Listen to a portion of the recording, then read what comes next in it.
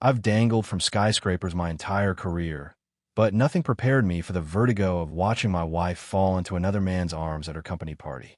What began as a humiliating moment turned into a deadly game when I discovered their secret operation. Now I'm using the same steel nerves that keep me alive at 300 feet to bring down an empire built on lies. They never imagined the quiet husband in the background would become their worst nightmare. My name's Lance Tanner. I'm 39 years old, and I make my living as a high-rise industrial climber. While most people stay safely on the ground, I'm the guy suspended 80 stories up, repairing communication equipment, maintaining skyscraper exteriors, or rigging safety systems on bridges. It's dangerous work that requires focus, precision, and nerves of steel, qualities I thought I'd mastered in all areas of my life. Regina and I had been married for 11 years. She was a triathlon coach with a growing roster of elite clients, and I was damn proud of her success. When she landed a sponsorship deal with Vertex Athletics, a major sports equipment company, I was the first to celebrate. A party was organized at the Vertex headquarters downtown, all glass and steel, the kind of modern architecture that would normally have me analyzing anchor points and safety protocols. Instead, I was focused on being the supportive husband. That's where I met Francis Harrington. Slick hair, designer suit, and a smile that never reached his eyes. As Vertex's sponsorship director, he'd been working closely with Regina for months, a detail she somehow forgot to mention. "So, you're the famous Lance," Francis announced loudly, approaching us with a champagne flute dangling between his manicured fingers. "Regina's mountain goat husband who scales buildings for a paycheck." Regina laughed nervously. "Francis, stop it. I'm just impressed," he continued, looking at me with barely concealed disdain. "Most men wouldn't have the patience to stay home while their wives build actual careers. It's almost quaint." The room fell awkwardly silent. Several of Regina's colleagues glanced away, embarrassed. I felt my jaw tighten, but kept my cool. "Funny," I replied calmly.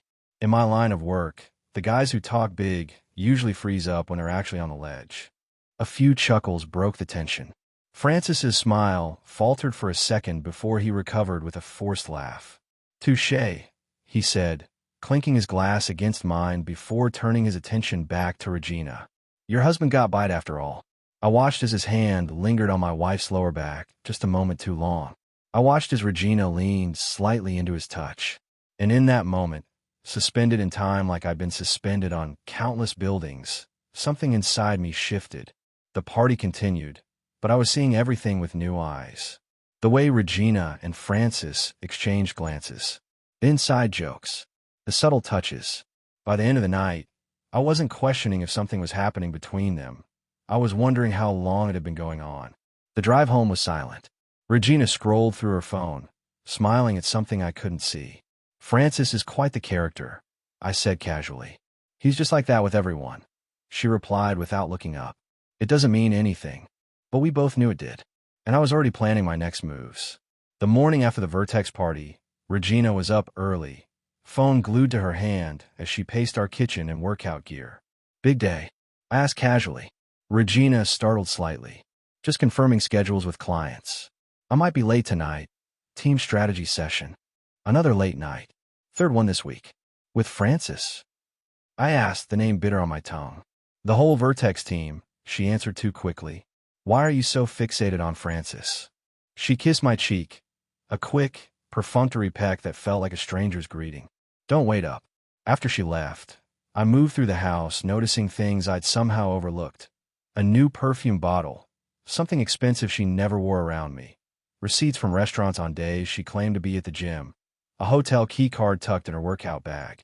I wasn't being paranoid. I was finally paying attention. That afternoon, I called Owen, my buddy from the climbing crew, who'd faced similar problems in his marriage. I need advice, I told him once we'd met at our usual bar. And maybe some help. Owen listened without interrupting as I laid out my suspicions. "That Francis guy sounds like a real piece of work. You think they're—" He didn't finish the sentence. "I don't know, but I need to find out." Owen nodded. "My cousin Mitch works security systems. He's got ways to track locations, monitor communications. Nothing illegal," he added quickly. "Just tools that help people find the truth." "The truth," I echoed. The words sounded both simple and devastating. Whatever you find, you gotta be prepared, Owen warned. Some things you can't unknow. I thought about my father, the proud man who'd caught my mother with his business partner 30 years ago. How the discovery had hollowed him out. I'd always sworn I'd never let myself be blindsided like he was. I need to know, I said firmly. That evening, I met Owen's cousin in a nondescript office park. Mitch was a former military intelligence specialist who now ran a personal security consultancy. Location tracking, text recovery, audio surveillance, he explained. What level of certainty are you looking for? Absolute, I replied without hesitation. 2 hours later, I left with a tracking device for Regina's car, spyware for our shared tablet, and a tiny audio recorder. When I got home, Regina still wasn't there. I sent a casual text. Working late. Love you. Her reply came quickly. Yes, swamped here. Don't wait up. I pulled up the tracking app. The glowing blue that represented Regina's car wasn't at the Vertex office. It was at the Westbrook Hotel downtown. I stared at the screen, watching the dot remain stationary. Waiting was the hardest part, but I'd waited this long already. A little longer wouldn't kill me. I didn't confront Regina that night. When she finally came home around midnight, I pretended to be asleep. Her clothes reeked of unfamiliar cologne, not the sterile smell of a gym or office. She showered before slipping into bed, keeping to her side as if afraid to touch me. The next morning, I left for a job early. Safety inspections on the new telecom tower downtown. 200 feet up, harnessed to the steel framework with nothing but air beneath me. I found the clarity I needed. Up there, mistakes cost lives. Hesitation gets you killed. You trust your equipment, your training, and your gut. And my gut was screaming that my marriage was a lie. For the next week, I played the oblivious husband, leaving for work, kissing Regina goodbye, asking about her day. Meanwhile, Mitch's tracking app showed me everything. The client meetings at hotels, the long visits to an apartment building in the Arts District. The recordings from her car captured whispered phone conversations. He doesn't suspect anything, she'd said to someone yesterday. Lance is too wrapped up in his climbing job to notice. Owen called me during my lunch break, his voice tense. You need to see this. Can you meet me? An hour later, we sat in his truck outside a trendy restaurant downtown. Through the window, Regina and Francis were having lunch, their heads close together, his hand covering hers. I was driving by and spotted them. Owen explained. Thought you should see for yourself. I watched as Francis leaned in to kiss her, not a friendly peck, but the kind of kiss you don't give a business associate. Thanks, I said, my voice steady despite the fire raging inside me. I needed to see this. What now? Owen asked. Now I get more evidence. Enough that she can't deny it. That night, I added a new tool to my arsenal. A hidden camera in our bedroom clock. A line I never thought I'd cross, but my need for certainty outweighed everything else. 3 days later, I had what I needed. Videos, location records, text messages recovered from our cloud backup. A complete picture of betrayal spanning months. I sat alone in our home office, staring at the evidence on my laptop. My phone buzzed, Regina texting that tonight's team strategy session would run late again. I texted back, no problem. Take your time.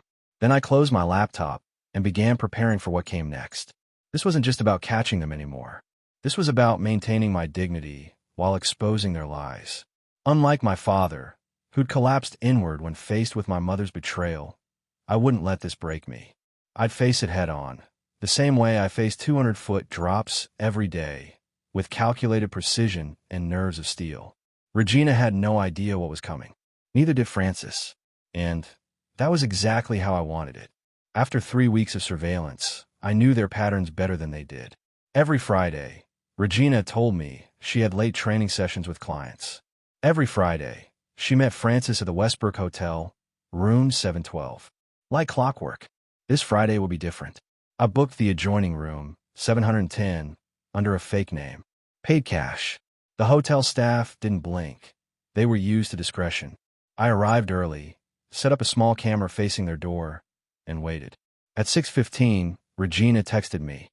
Working late again. Don't wait up.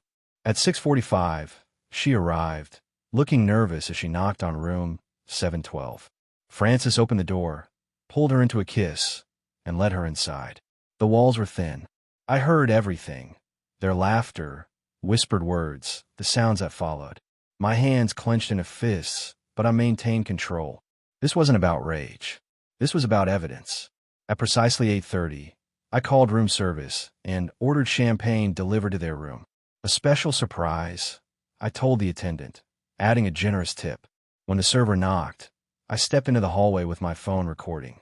Francis opened the door in a hotel bathrobe, confusion crossing his face at the unexpected champagne. Compliments of the management, the server said. As Francis signed the receipt, I walked calmly into view. His face froze. Evening, Francis, I said, my voice icier than the champagne. Mind if I join the strategy session? He tried to block the doorway. Lance, this isn't. I pushed past him, not violently, but with the unstoppable momentum of someone who climbs mountains for a living. Regina sat up in bed, clutching sheets to her chest, her face a mask of horror. Lance, what are you doing here? Funny, I was about to ask you the same thing. I set my phone on the dresser, still recording. Team strategy session, right? Or did I misunderstand all those texts? You've been spying on me, she asked, outrage mixing with guilt. I've been verifying what I already knew. I corrected her. For weeks now. Francis stepped forward, trying to regain control. You need to leave. Actually, you need to shut up, I said calmly. Unless you want videos of this sent to the Vertex board directors. I'm sure they'd love to see how their sponsorship director conducts business. The threat landed. Francis stepped back. Regina started crying, the tears looking as rehearsed as her excuses.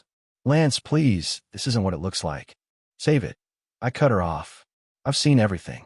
The hotel visits. The texts. I have photos, videos, locations. 3 weeks worth.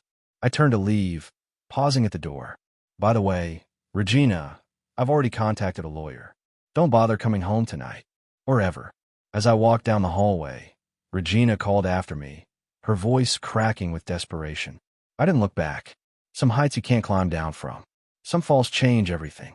The aftermath of the hotel confrontation hit like an avalanche. Regina called 37 times that night. I ignored every call, staying at Owen's place while I sorted things out. She's been texting me too. Owen admitted the next morning, showing me his phone, begging me to convince you to talk to her. I scrolled through the desperate messages, feeling nothing but cold detachment. Then one message caught my eye. Please tell Lance it wasn't what he thinks. Francis pressured me. I was afraid to say no because of his position. She's trying to play the victim, I said, handing the phone back. Owen looked uncomfortable. Maybe, or maybe. Don't tell me you believe her. I cut him off. I'm just saying, people do stupid things when they're scared. He wouldn't meet my eyes. Something was off. The next day, I returned home to collect some essentials. The house was empty, Regina apparently staying elsewhere. As I packed clothes in the bedroom, I noticed our tablet blinking with an unread email notification. It was from Mitch, Owen's cousin, confirming payment for surveillance services. But the recipient wasn't me. It was Owen. My blood ran cold. I checked the date, 2 months ago, before I'd ever mentioned my suspicions to Owen, before I'd even met Mitch. A quick search revealed more emails between them, discussing me, Regina, Francis. In one, Owen wrote, Elle still doesn't suspect. Keep tabs on ours movements and let me know when they're meeting. I called Mitch directly. How long have you been working for Owen? Silence then. I thought you knew. He hired me to track Regina months ago. Why? My voice was dangerously calm. Not my business to say, man. I hung up and drove straight to Owen's workplace, the climbing facility where we'd met years ago. He was teaching a beginner's class, demonstrating proper harness technique. We need to talk, I said when he spotted me. In the employee break room, I laid out what I'd found. Owen's face crumpled. I can explain, he began. You knew, I stated flatly. All this time, you knew about Regina and Francis. You were tracking her before I ever suspected anything. Owen slumped. Yes. Why? The question hung between us. Because, he hesitated, because I saw them together 3 months ago. At first, I thought I should tell you immediately, but then what? Francis isn't just sponsoring Regina's athletes. He's involved in something bigger, something dangerous. Owen pulled out his phone, showing me photos of Francis meeting with men who looked distinctly like criminals. I wanted to know what Regina was involved in before bringing you into it. I studied the photos. And what is she involved in? I don't know exactly. But Francis has connections to people who launder money through sports sponsorships. I was afraid if you confronted them without knowing everything, you might be putting yourself in danger. I felt the ground shift beneath me. This wasn't just about infidelity anymore. It was about something much darker, and my oldest friend had kept me in the dark. You should have told me. I said, my voice hard. From the beginning. I was trying to protect you, Owen replied. No, I corrected him. You were controlling me, just like Regina. I walked out, ignoring his calls to come back. Another betrayal. Another person I trusted who decided to manipulate my life rather than be honest. But unlike Regina, Owen's betrayal came with a warning I couldn't ignore. What exactly had my wife gotten herself involved in? I spent the weekend in a motel, reviewing everything I knew and adjusting to this new reality. Regina had stopped calling. Owen's messages went unanswered. I needed space to think clearly. Using the surveillance equipment I already had, I shifted focus from Regina to Francis. Within days, a pattern emerged. Francis regularly met with men at an industrial warehouse outside the city. The same men from Owen's photos. Tuesday morning, I called in sick to work and drove to the warehouse district. Parked a safe distance away, I used my climbing gear to scale an adjacent building, giving me a perfect vantage point to observe the warehouse entrance. At noon, Francis arrived. 30 minutes later, Regina pulled up. My chest tightened seeing them together, but I forced myself to focus on facts, not feelings. They entered together, emerging an hour later looking tense. Regina carried a small duffel bag she hadn't taken in with her. She placed it carefully in her trunk before driving away. I followed Regina to a bank downtown, where she used a key to access a safety deposit box. The implications were clear. She was moving something valuable for Francis and his associates. That evening, I finally answered one of Owen's calls. You're right, I said before he could speak. This is bigger than an affair. Owen sounded relieved. Let me help. I know more than I've told you. Why should I trust you now? Because despite what you think, I've always been on your side. His voice cracked slightly. And because Francis threatened me too when he realized I was watching them. We agreed to meet at a 24-hour diner off the highway. Owen arrived with a folder containing surveillance photos, financial records, and notes. Francis isn't just sponsoring athletes, he explained. He's using Vertex Athletics to move money and merchandise for the East Side Syndicate. Performance-enhancing drugs, mainly, but also cash from illegal gambling operations. And Regina? Owen hesitated. She started as just his affair, I think. But now she's involved in the operation. The athletes she coaches, some are unknowingly taking experimental PDs supplied by Francis. When they win, the syndicate cleans millions through betting. That's why you didn't tell me. I realized. You thought I'd confront her and blow whatever investigation you were running. I was trying to gather enough evidence to take to the authorities without putting you at risk, Owen admitted. But now Francis knows we're onto him. He's dangerous, Lance. These guys don't mess around. As if confirming his words, my phone buzzed with a text from an unknown number. Back off, or your wife won't be the only thing you lose. Heights can be dangerous for climbers who don't pay attention. I showed Owen the message. His face paled.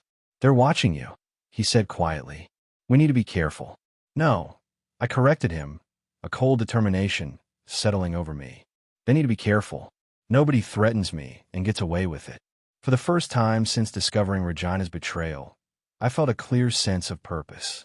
This wasn't just about saving my pride anymore. It was about justice and possibly saving others caught in Francis's web. The threat against my life changed everything. No longer content to just expose Regina's infidelity, I now needed to bring down Francis's entire operation. With Owen's reluctant help, we formulated a plan. Francis is hosting a major Vertex event next week. Owen explained as we reviewed the invitation he'd procured. All their sponsored athletes, company executives, and investors will be there. Regina's organizing the athlete presentations. Perfect timing, I said. What do we know about security? High-end, but focused on the entrances. Once you're inside with proper credentials, you'll have access to most areas. I nodded, studying the venue layout. And you're sure the evidence is solid? Owen pushed forward a thumb drive. Financial records, shipping manifests for the PEDs, communications between Francis and his suppliers. Everything. How did you get all this? He looked away. I have my sources. Better you don't know details. Still keeping secrets. Our friendship would never be the same. But right now, I needed his help. The next day, I contacted Regina, agreeing to meet to talk. We sat in a public park, her eyes red from crying or lack of sleep. I'm so sorry, she began immediately. Francis manipulated me. I never meant for. Save it. I cut her off. I know about the PEDs. The gambling. All of it. Her face went pale. How could you possibly? Doesn't matter. What matters is what happens next. She glanced around nervously. You don't understand how dangerous these people are. The things I've seen. Then help me stop them, I said directly. Regina's eyes widened. What? Help me bring them down. For real. Not just another manipulation. For a moment, something genuine flickered across her face. Fear, regret, maybe even resolution. What do you need me to do? I outlined the basics of the plan, what we needed from her, the timing, the evidence we already had. With each detail, her posture shifted from defeated to determined. They threatened you, didn't they? She asked suddenly. I nodded. Francis does that to everyone eventually, she said quietly. It's how he keeps people under control. When she left, I wasn't sure if I could trust her. But I didn't need to trust her. I just needed her to play her part. The rest I would handle myself. That night, I reviewed the safety equipment for my day job.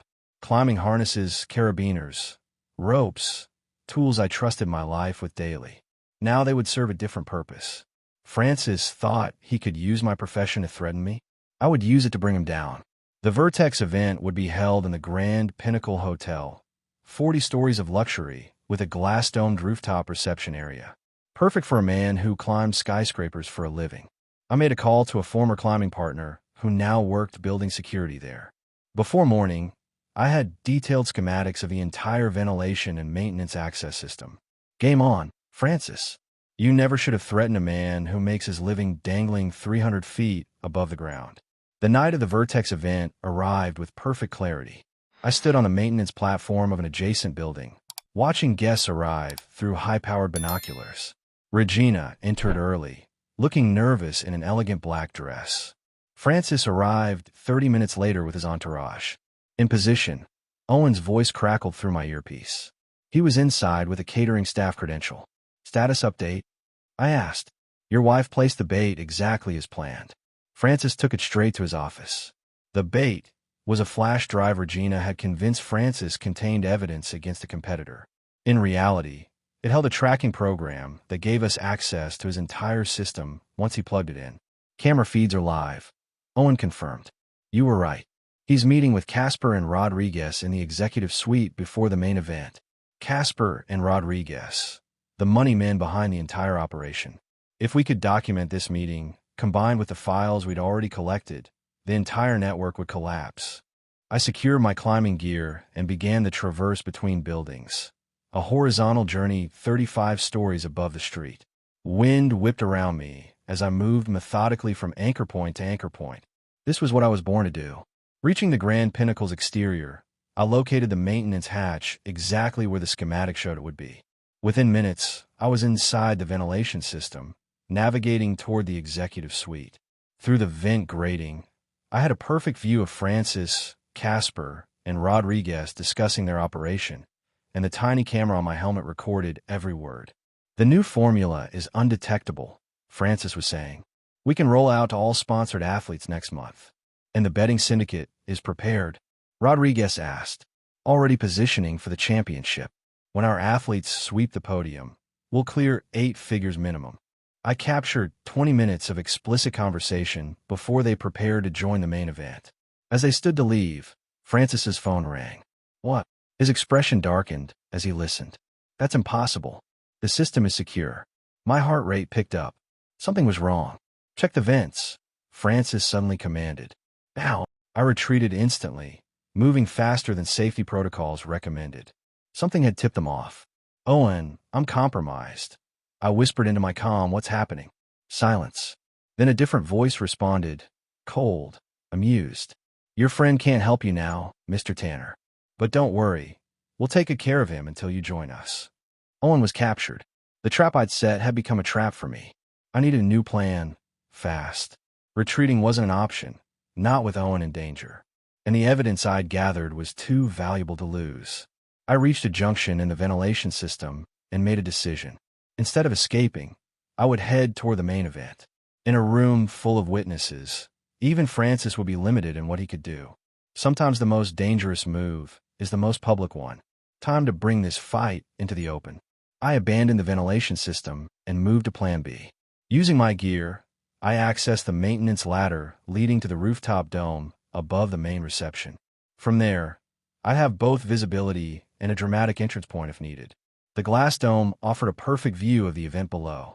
Executives mingled with athletes, champagne flowed, and Regina stood nervously near the stage. No sign of Francis or Owen. My earpiece crackled. Last chance, Tanner. Surrender the evidence, and maybe your friend lives. Let me speak to Owen, I demanded. A grunt of pain came through, followed by Owen's strained voice. Don't give them anything, Lance. They'll kill us both anyway. The transmission cut abruptly. I needed leverage. From my position, I spotted Francis emerging from a service corridor, straightening his tie as he prepared to address the crowd. 2 security men flanked him, scanning the room. I quickly set up a rappelling system on the dome's maintenance anchors. The digital evidence was already uploading to multiple secure locations thanks to the hotel's Wi-Fi. They couldn't stop that now. But I still needed to create enough chaos to extract Owen. I texted Regina. Fire alarm. 30 seconds. Below, I watched her excuse herself and moved toward the emergency alarm on the wall. When she pulled it, sprinklers activated throughout the space, guests scattering in confusion. Perfect distraction. I crashed through the glass dome, rappelling dramatically into the center of the room. Screams erupted as I landed on the banquet table, glass shards raining around me. Ladies and gentlemen, I announced, voice carrying over the chaos. Vertex Athletics isn't just sponsoring athletes. They're drugging them. Francis lunged toward me, but froze when I held up my phone. Everything's already uploaded to the FBI, Francis. The PEDs, the gambling operation, all of it. It's over. His security men drew weapons, but hesitated with so many witnesses recording on their phones. Where's Owen? I demanded. Storage room, North Corridor, Regina said, suddenly beside me. I'll show you. We fought through the crowd as hotel security and responding police created a perimeter.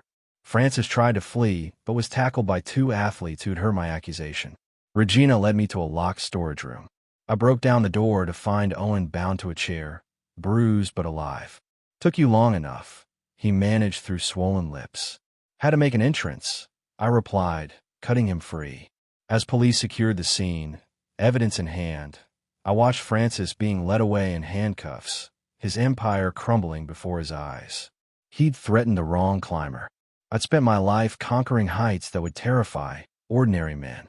His downfall was just another summit to reach.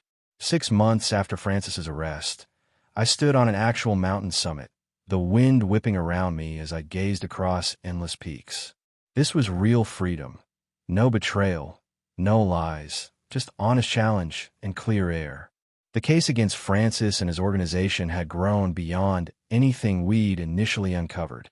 37 athletes tested positive for experimental PEDs.